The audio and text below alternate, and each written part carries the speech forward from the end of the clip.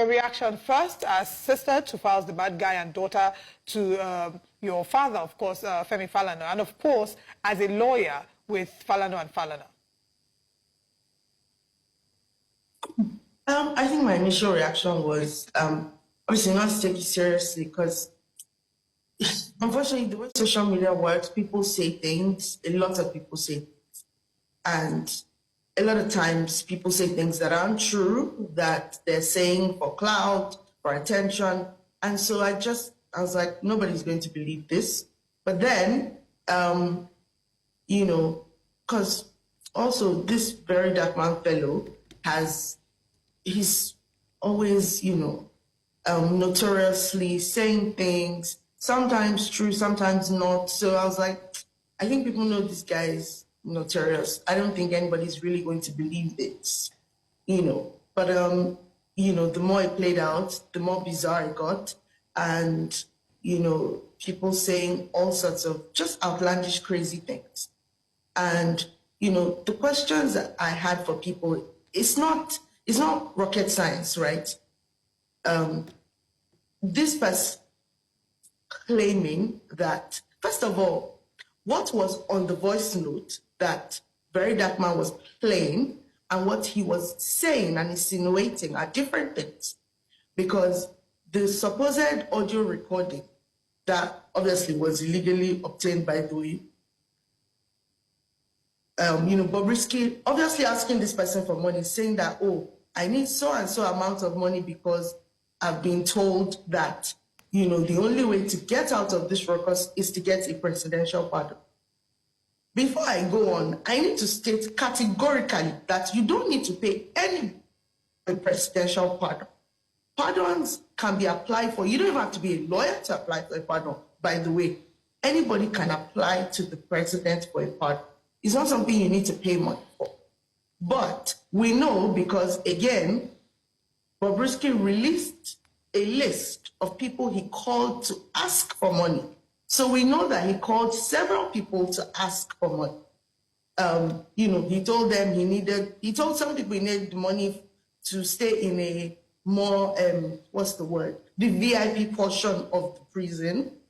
Obviously, he's telling this person on the, you know, recording that, oh, I need the money to pay the Ministry of Justice so that my case can be fast-tracked to get my presidential pardon. So now, to go from that to what Very Dark Man was saying, which is that, oh, the money that was paid was to Femi Falana, and that Falz was the one who helped Bobrisky speak to Femi Falana and ask for that money for the presidential pardon. We're now talking about completely different scenarios here. And then he takes it as far as saying that, oh, are Falz and Bobrisky involved? Are they lovers? We're just veering completely off track. Now back to the recording. You know, if we're saying, we're looking at what was on that recording, there's an allegation that, you know, EFCC took money to reduce your charge. Then there's the allegation that you were going to pay somebody in the Ministry of Justice to make sure that your application for the presidential pardon is fast-tracked. And then we're now talking about what Very Dark Man said, which is that, oh, Falz reached out to Bobrisky, helped him organize this and this and that.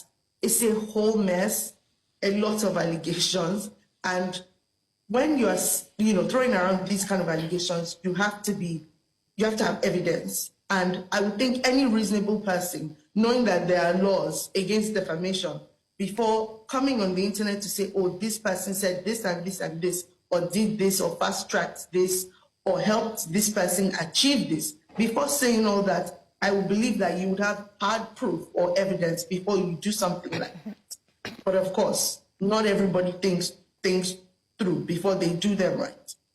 So now, I mean, as you know, both Falz and, you know, my dad have come out to say, first, my dad has said, I never spoke to Bobrisky. I have never spoken to Bobrisky. I barely know who Bobrisky is. You know, I just know that he's some social media personality that you people are talking about. I have no idea who Bobrisky is. I never spoke to him.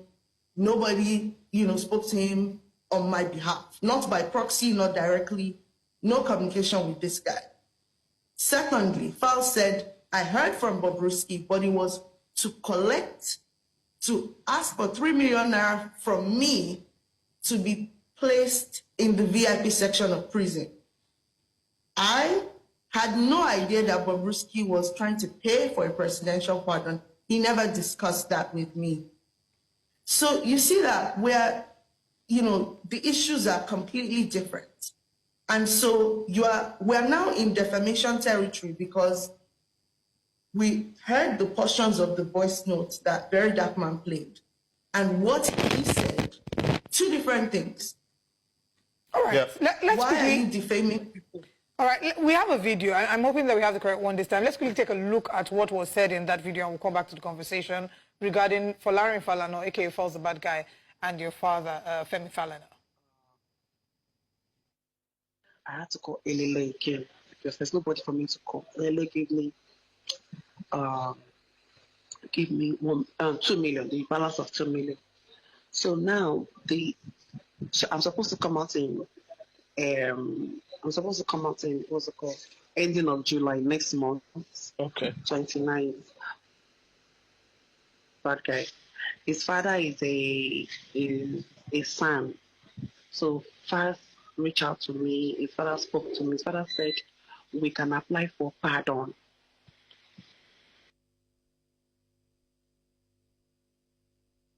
This is not really the full video. I remember that at some point he had said something in line with asking, why Falz was in a way maybe supporting him and saying something in the line of Falz's song. That's, of course, quoting the line where he talked about people criticizing homosexuals. Some of the reactions that we've seen to that is people saying that he did not outrightly call him that, and he did not outrightly say that they had a thing. So talk to us about your claims, what Falana and Falana is asking. You've asked for a retraction of that statement, and you've asked for an apology, which it doesn't seem like you'll be getting. So talk to us about the defamation aspect to it and what the next steps are, seeing as there might not be any apology. I mean, again, speaking about the defamation, he clearly said, our Falz and Bobrisky involved. We don't have all day to dissect the video, but if anybody has time, go on the internet, the video is there. He said at some point in the video, are Falz and Bobrisky involved? And then he quoted the portion of Falz's song where Falz talks about persecuting homosexual people. And he said, oh, is this why you released that song? What are Falz and Bobrisky doing together? Are they involved? So there's no confusion as to whether he insinuated that or not. Now, we wrote him, gave him the opportunity to retract the statement and apologize. Instead of apologizing, he came back online, did a video saying, I did not, I could never insult, first of all, on his previous videos, he said, Femi Falana, I'm disappointed in him, how can he be involved in this, blah, blah, blah. And then he comes back and is like, oh, I really respect Uncle Femi. I can never insult him. Somewhat doubling down, but also not apologizing. It wouldn't have cost you anything to say, okay, maybe I got a bit carried away. I didn't get my facts right, and I didn't mean for this to cause all this ruckus. I'm sorry. 2 seconds would have cost you to do that. But of course, you're chasing clouds, you're trying to maintain, a persona, you want the attention, that's okay. Obviously, the next steps that we're looking at is, going to court, because at the end of the day, people work really hard to build their reputations, and you cannot just wake up one day and decide because, you think you're popular on the internet, you are going to come and throw all that hard work away. I mean, there's so many questions here. neither you nor myself nor Mr. Dotson sitting with you in the studio can confirm whether or not Bobrisky was in prison. But I mean, if people visited him in prison, and if the corrections officers have records of him actually being in prison, serving his time, have we considered the possibility that this is just one of those cases of people, saying things for clout, lying for clout? I'm almost certain that all the things he said on that call, assuming, again, we can't even, verify whether, that phone call happened or didn't happen, right? Because we weren't there. Yeah, but he's not even denying the phone call. That's the interesting thing. He's not even denying the phone call. Well, apparently he had released a statement saying that that wasn't him on the call.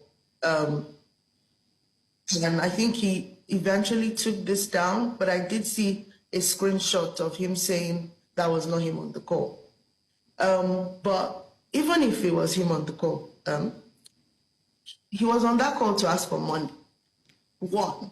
Two, we know how these characters, especially these social media characters, we know how some of them can be.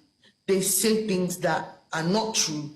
They say things because they are trying to, get a certain response from you. They say things because they want you to do something for them. He was obviously, trying to paint a picture of, these people are helping me with this, so give me this amount of money. He published a whole list of the people that he got money from when he was in prison, because he was calling, I bet you that he probably did not call less than 100 people. He was calling people, and I spoke to a few people who said, oh yeah, he called me, said he needed money, legal assistance, this, help to maintain himself in prison, that, and some people sent him money. So I'm sure he was on that call to get money.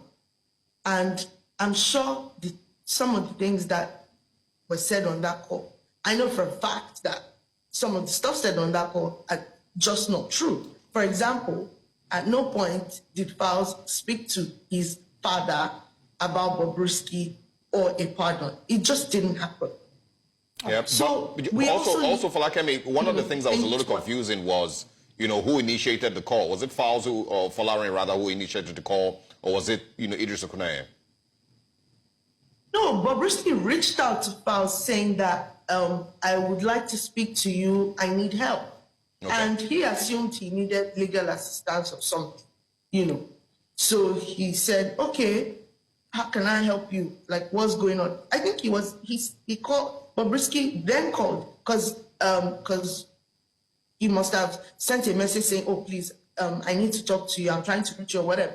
And then Bobrisky called him and he said, oh, please, I'm trying to raise money so that I can stay in a more conducive part of the prison. Right. And just to, finally clarify, even though we recognize that everyone is entitled to legal representation, in this case, you're confirming that your father, Femi Falana, was not in any way representing Bobrisky.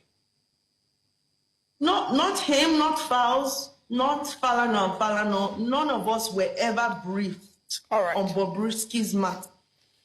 Okay.